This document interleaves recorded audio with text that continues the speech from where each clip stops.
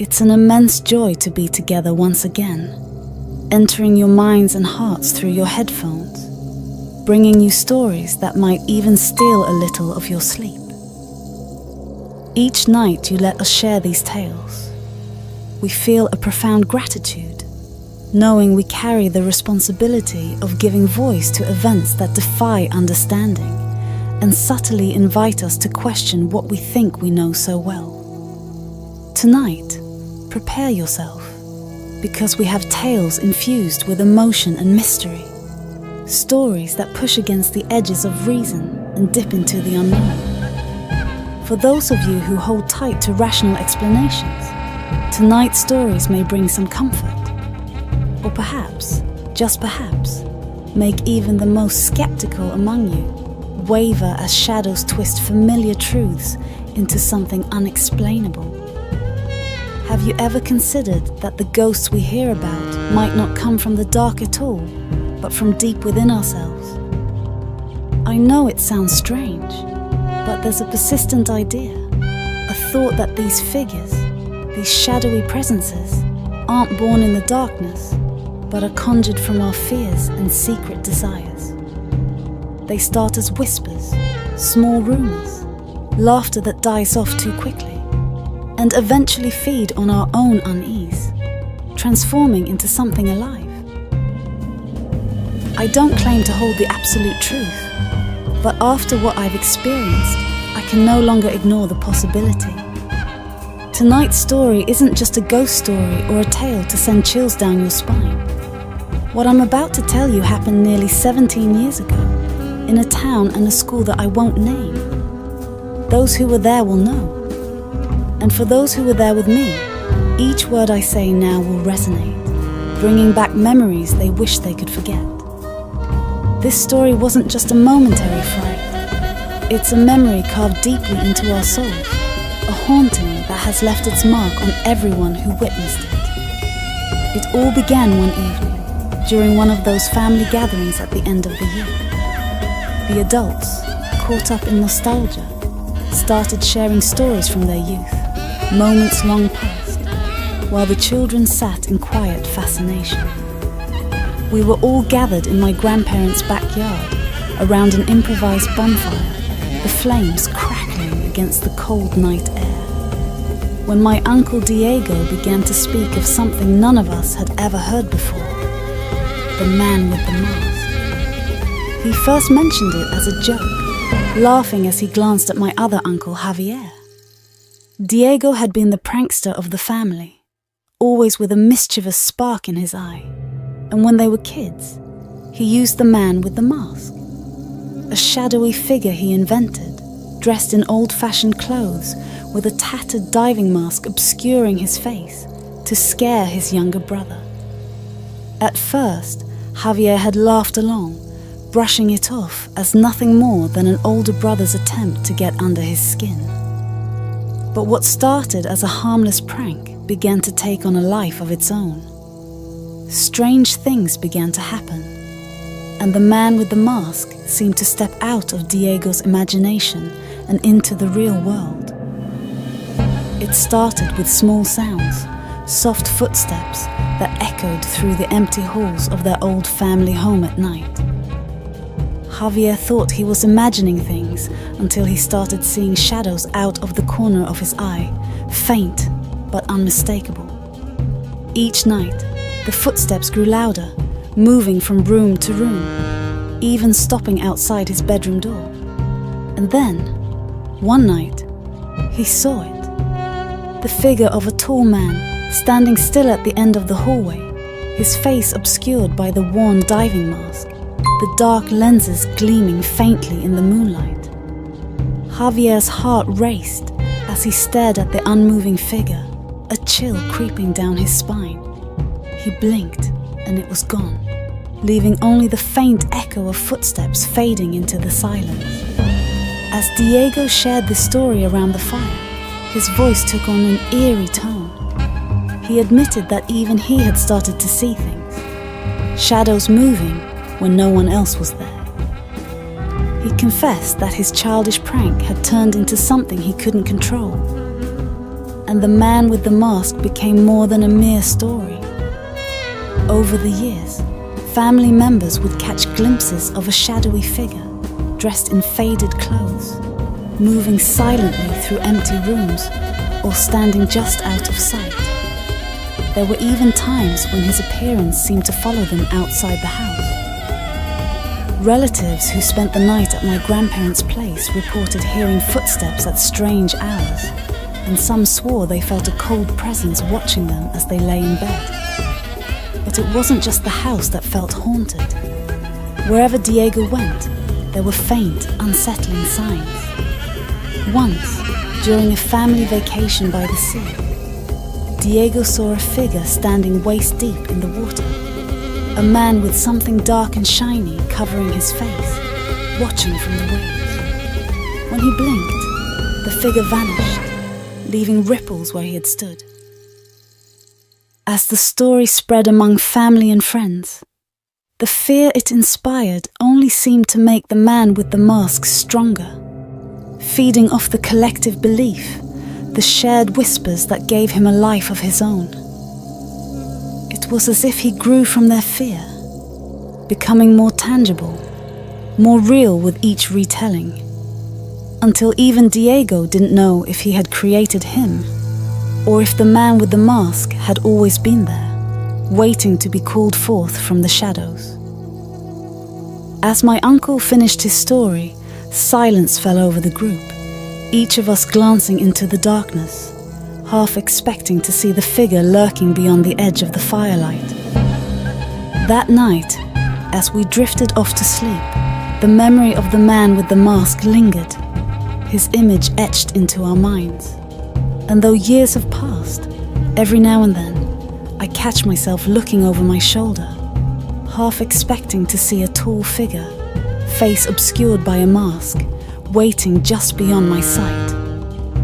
At that gathering, everyone laughed, but something about the way Uncle Javier told the story unsettled me. In the days that followed, the man with the mask began to invade my dreams. Years later, when I was in my second year of high school and my brother Manuel was in his third, he received an art assignment to draw something related to the sea. We'd recently watched several horror movies, and when I saw what my brother was drawing, I felt a chill. He had drawn a diver with an old helmet, much like the one Uncle Diego described at that gathering. That night, I felt the temperature in the house drop. The cold was so intense that it seemed to change the atmosphere, making the nights uncomfortable. Manuel and I began hearing slow footsteps echoing outside our rooms. We pretended nothing was happening, until one day, some friends came over for a sleepover. I took the opportunity to scare them, saying that a shadow appeared in the darkest corners of the house. They didn't believe me, but that very night, we heard heavy footsteps outside my room. When I opened the door, expecting to see my brother, there was no one there. The bathroom light was off, and the hallway was empty.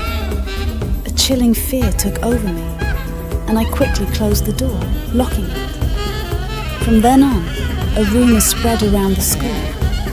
A tall man, dressed in old clothes and wearing a diving mask, had been seen in the corridors, even by teachers and neighbors. The fear spread. Even with police patrols, I knew that figure wasn't just some crazy person. He seemed to feed on our fear, and somehow, I knew this wasn't over yet. Years later, as I passed near that school, suddenly, I saw something. He was there, standing between the cars in the parking lot, motionless, like a shadow in the darkness, dressed in old clothes and wearing the diving mask. My heart stopped, unable to run or scream. That figure became part of us, part of our fear, of our thoughts. It was like what we'd experienced at home years ago, but this time it was different. It was deeper, as if the cold came from within me, a chill that filled me with an unshakable certainty. The man with the mask wasn't just a tale. He was there, in front of me, completely real. I don't remember how I got home that night. All I know is that I ran as fast as I could, my feet barely touching the ground, my mind clouded with thoughts of what I'd just seen. When I got home, I locked myself in my room with the lights on, trembling, unable to explain to anyone what had happened. I knew no one would believe me. It would sound like madness.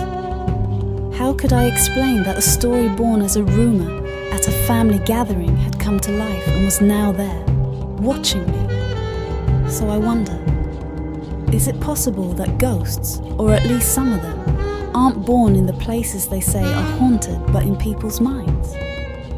Are we, with our beliefs, fears, and stories, the ones bringing them to life? Maybe ghosts are no more than manifestations of collective fears that grow and feed on our doubts and whispers in the dark. I can't stop thinking about it. Perhaps, in the end, the man with the mask hasn't just lived in the school or the neighborhood. Perhaps he's always been among us, waiting for the right moment to show himself. And maybe, each time someone tells his story, each time someone fears him, he grows just a little bit stronger. My name is Cordelia. I was born in Michoacan, in a village full of legends and stories. For as long as I can remember, I've been able to see things that most people can't, just like my mother and my sisters. I'm fascinated by magic, the paranormal, and discussing or reading about unusual topics. It's a pleasure to greet you. I've been listening to your show for years. I started listening because of my ex, who always played an episode to fall asleep. The habit stayed with me, and to this day, I continue doing it. With many of the stories, I would feel surprised or even find myself identifying with them. I have many stories to tell, things that have happened to me over the years, things I've seen or heard. However, the story I chose to share today was inspired by one of the recent episodes I listened to, a tale about goblins. The girl's description of the goblin, or whatever it was, that she encountered on the street and that climbed into her car, reminded me of the one time I truly feared opening my eyes. It all began when we moved into an enormous house, a place with an air of mystery that clung to its every corner. The house belonged to the father of an ex-friend, though I never understood why they had sold it or how long it had sat vacant. Perhaps it had been untouched for years, silently watching time pass, harboring secrets that waited patiently to be uncovered. At that time, the house was very different from how it appears now. The yard, which might once have blossomed as a lush garden, was nothing more than a slab of concrete, grey and cold, devoid of a single leaf or blade of grass. The air around it was stale, thick with a scent that hinted at dust, mildew, and something else I couldn't place. Entering the house, I was met with the unnerving feeling that I was being watched. My room, in particular, had an imposing presence. Dominated by an enormous cavernous closet, it seemed to devour light and space. That closet was deep enough for several people to stand side by side within it, a dark expanse where shadows lingered even during the day. The room's large windows were covered by heavy white curtains that blocked any glimpse of the outside world, trapping me in constant dimness. I tell you all this so you can picture the strange events that were about to unfold. On the very first night, odd noises filled the house. At first, they were faint scratches, like claws dragging across the floor, or something heavy being dragged along, leaving subtle echoes in the silence. These sounds would often be accompanied by a strange chill that ran down my spine, a sense that something intangible was moving around us, watching us. Strangely enough, we didn't feel immediately scared. My mother, my sister, two of my nieces, and I had lived through odd experiences before, and we brushed it off as the quirks of an old, possibly haunted house. But soon, things took a darker turn. It wasn't just the scraping sounds anymore. Cries began to seep from the walls. Whispers, wails, and moans that merged with the house itself, like it was crying out from deep within. At first, I thought it was my imagination, but then my mother mentioned it over breakfast. Her face was pale, her eyes haunted, as if she hadn't slept at all. She told us that the previous night she had a vision, or maybe it was real. She wasn't sure. She had seen a tiny man, no taller than 60 centimeters, standing beside her bed. He had pointed a crooked finger at her forehead and whispered in a raspy voice, "You're going to die." The words rang in her ears, causing her to feel a headache so intense that she couldn't move. That morning, she had woken up with her face and part of her body swollen, a cruel reminder of the stroke she had suffered years before. From that day on, our nights were anything but peaceful. Strange occurrences began to escalate. My sister would wake up with scratches along her arms, unexplainable marks that hadn't been there when she went to sleep. One of my nieces started waking in the middle of the night, screaming inconsolably, her cries echoing through the house and adding to the eerie atmosphere. We started seeing shadows moving in the small porch area that connected my room to my sister's, shifting forms that walked back and forth as if pacing. These shadows didn't come close, but they lingered, an unsettling reminder of some unseen presence. And then there was that closet, the monstrous closet that seemed to breathe. I made a habit of keeping its doors shut at all times. It was a near obsessive ritual for me, an irrational compulsion that I couldn't shake. Even if I had to get out of bed at night to ensure that the doors were tightly closed, I would do it. The thought of sleeping with one of those doors ajar filled me with dread. It was as though I was warding off something dark that might emerge if I let my guard down. One early morning, however, something happened that I can never forget. I woke up with a start, my heart pounding, and immediately noticed the white curtains over the large windows were fluttering in the dim light. I was certain I had closed them tightly, yet there they were, moving as though a draft had swept through the room. My first thought was that I had left a window open, and that someone or something had slipped inside. In a haze of terror, I glanced toward the closet, and there, standing in the gloom, was a figure. It was a tall man, unmoving, with a cowboy hat resting low over his face. His arms hung limply at his sides, and he stood with an eerie stillness, as if he had been waiting for me to notice him. A cold dread filled me, as though the very essence of my fear had materialized. This wasn't a figure conjured by my imagination. He was solid, his shadow casting a shape across the floor. The idea that he was real, that someone could have entered my space so silently, struck me like a lightning bolt. The sanctuary of my home felt shattered. In a surge of panic, I leaped from my bed, my hand frantically groping for the light switch. But as soon as the light flooded the room, the figure vanished. The closet was empty, the silence almost mocking me as I stood there, breathless and trembling. The rest of the night, I couldn't sleep. I kept the lights on, staring at the closet, waiting for any sign of movement. The next day, when I told my mother, she looked at me with sympathy and said it must have been a nightmare, that perhaps my mind was playing tricks on me. She might have been right, but the fear I felt had been so tangible. Even now, with the memory fresh, I feel a cold shiver down my spine. The lines between reality and nightmare blurred in that house, and the world seemed to fade into a fog of shadows that hid countless secrets, watching us from the dark.